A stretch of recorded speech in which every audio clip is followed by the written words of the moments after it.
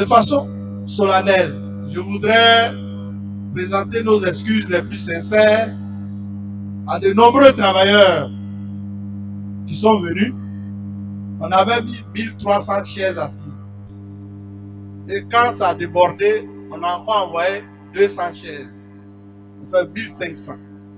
Mais il y a encore des camarades qui n'ont pas de chaises. Qu'ils nous excusent, mais prochainement, on saura mieux faire. Et merci de nous comprendre.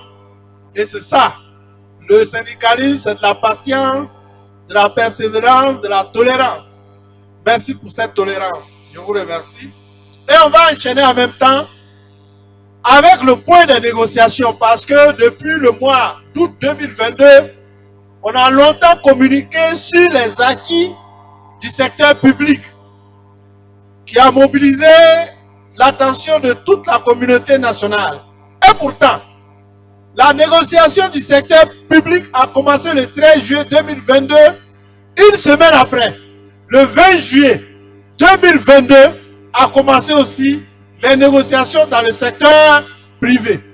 Et ces négociations ont abouti en novembre 2022 à un préaccord qui déjà prévoyait le relèvement du SMIC de 25%, à savoir de 60 à 75 000, applicable au 1er janvier 2023. De même, nous nous sommes accordés qu'il fallait que les effets financiers des minima catégoriels commencent au 1er janvier 2023.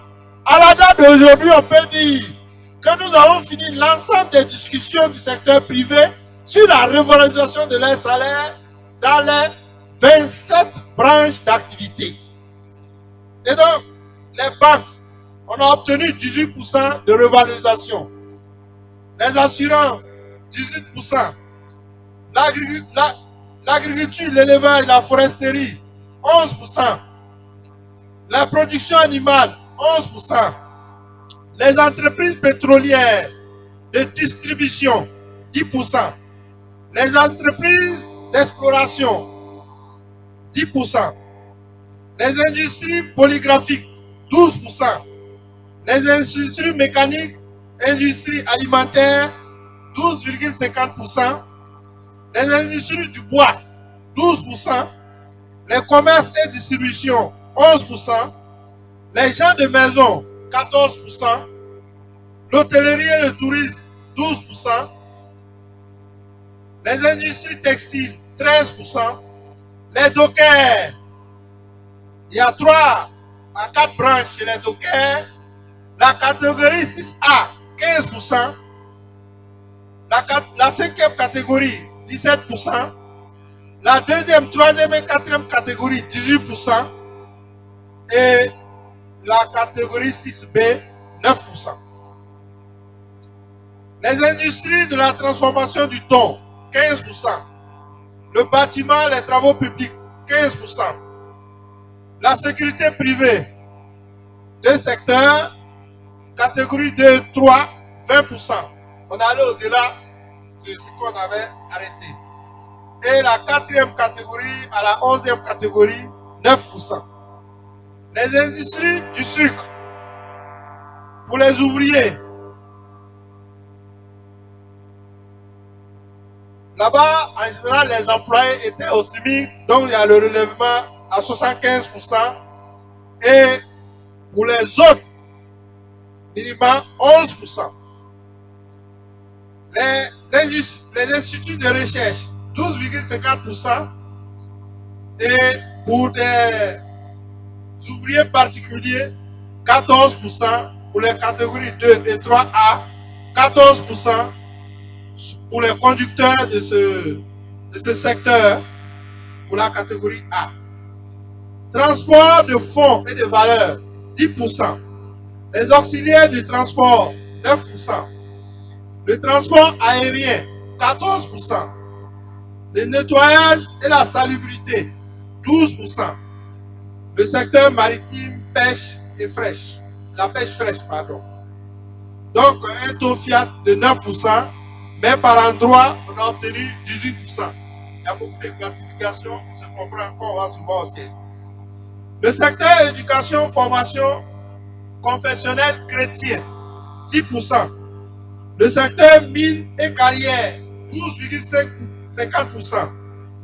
Et enfin, le secteur éducation, enseignement privé laïque, c'est là, comme nous avons sorti du secteur du commerce, on attend de l'accord parce qu'ils nous ont proposé une revalorisation sur la grille de 1992, chose que nous contestons, parce que la grille de 1992 n'est rien d'autre que la grille du raccrochage. À partir de là, il faut qu'ils arrivent sur la grille à partir de 2002, qui est la grille de décrochage qui correspond à la grille de 1982 pour le secteur privé laïque. Donc voici les acquis pour le secteur privé. Et comme vous avez vu, les branches sont nombreuses. La discussion a duré de novembre jusqu'à fin avril. Et il reste un seul secteur. Donc vous voyez, et il y a un autre grand acquis qui est qu'aujourd'hui le patronat et nous avons convenu que chaque 3 ans, nous allons revisiter le SMIC et les minima catégoriels pour qu'ils aient les avancements indiciaires comme c'est l'est pour la fonction publique. Donc, ces acquis sont à votre disposition. Vous pouvez passer au siège. Vous pouvez avoir les versions numériques pour ceux qui ont donc des WhatsApp ou des mails. Et voilà un peu ce que nous pouvons dire sur les accords du secteur privé. C'est pourquoi, tant pour le secteur privé que pour le secteur public, il y a accord dans les deux cas. Donc, les instruments de dialogue social qui sont créés, tant dans les entreprises, tant au niveau national qui est le Conseil national du dialogue social, tant un peu au-dessus le patronat, la CIPC, tant au niveau du Code du travail qui est la CCT, nous vous demandons de les utiliser à profusion. Parce qu'aujourd'hui, nous avons utilisé le dialogue social et le patronat de Côte d'Ivoire nous a suivis dans cette démarche. Et je vous demanderai d'être attentif à notre discours de 14h10 parce que nous allons faire un cours. Et je vous demanderai d'être attentif à ce petit cours de 10 minutes, mais qui sera d'une importance historique et qui montrera la trajectoire que toutes les organisations membres du MANI doivent suivre, que tous les travailleurs et travailleurs doivent suivre pour que le progrès social soit une réalité et pour que demain soit davantage meilleur par rapport à aujourd'hui. Sur ce, nous allons procéder. Depuis le 20 avril 2023, nous avons déposé le grand cahier de revendications qui contient l'ensemble des revendications que vous avez déposées. C'est ce grand document de 58 pages. Notre grand cahier de revendications contient 58 pages de revendications. Et il y a des urgences. Et ces urgences ont été synthétisées pour que quand le dialogue social va commencer, on commence par les urgences qui sont là. Et donc, si cette année, nous ne les lisons pas, c'est parce qu'il y a une grande victoire au niveau du secteur public, une grande victoire au niveau du secteur privé.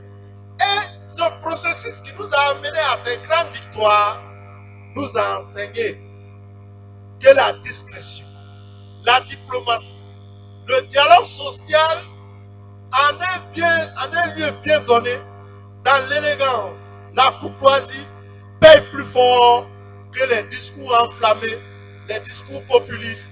Et c'est pourquoi nous sommes porteurs de votre grand cahier de revendications. Même si on ne lit pas, sachez qu'il a été déjà reçu. Et dans la discrétion et dans le dialogue social, qui est aujourd'hui le nouveau paradigme, la nouvelle voie, nous allons suivre ces dossiers one by one, un à un, Et à chaque fois, en passant au siège, vous aurez les retours. Madame, la conseillère technique de Monsieur le ministre de l'Emploi, à ce moment précis, nous allons procéder à la remise de notre cahier de revendication. Madame la représentante du ministre de l'Emploi et de la Protection sociale, voici le cahier de revendication de la centrale syndicale humaniste, cahier qui contient les préoccupations de 217 organisations à caractère national et 38 organisations locales. Il est un document de 58 pages et on vous a fait le résumé qui est là. En tout cas, nous sommes à la disposition de Monsieur le ministre de l'Emploi à l'effet que dans le cadre du dialogue social, on puisse calmement les éplucher, revendication par revendication, et qu'au 1er mai de l'année prochaine, nous puissions avoir à faire un bilan aussi consistant et important que celui d'aujourd'hui. Je voudrais vous remercier pour l'aimable réception.